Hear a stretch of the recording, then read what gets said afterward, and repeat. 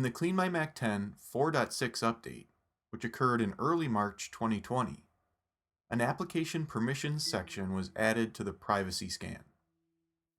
This will display a list of all the apps on your Mac that have access to certain features or functions within macOS. For example, Backblaze, which I use for online backup, has full disk access permission, which it needs to be able to back up the Mac. Some apps, such as CleanMyMac itself, will need access to several items, including different folders and apps. If you find an app that has access to something that you don't want it to, just select that item and choose Remove. I'm going to remove access to the microphone in Firefox.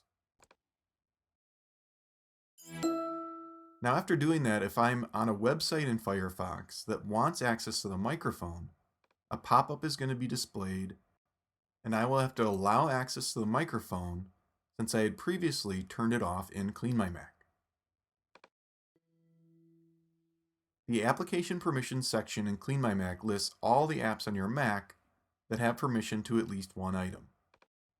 But we can also manage this in the Security and Privacy System Preference pane. Here under the Privacy tab, we view this by item, not by app. We can see all the apps that have access to the Photos library or the Mac microphone, for instance.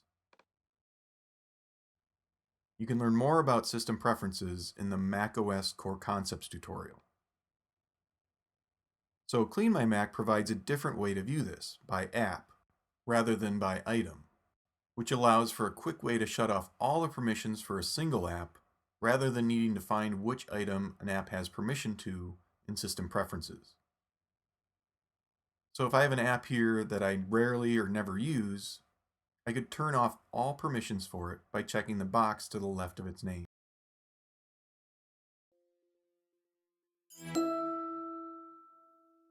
And if there's an app you find in here that you no longer want on your Mac at all, we can use the CleanMyMac uninstaller, which will completely remove it.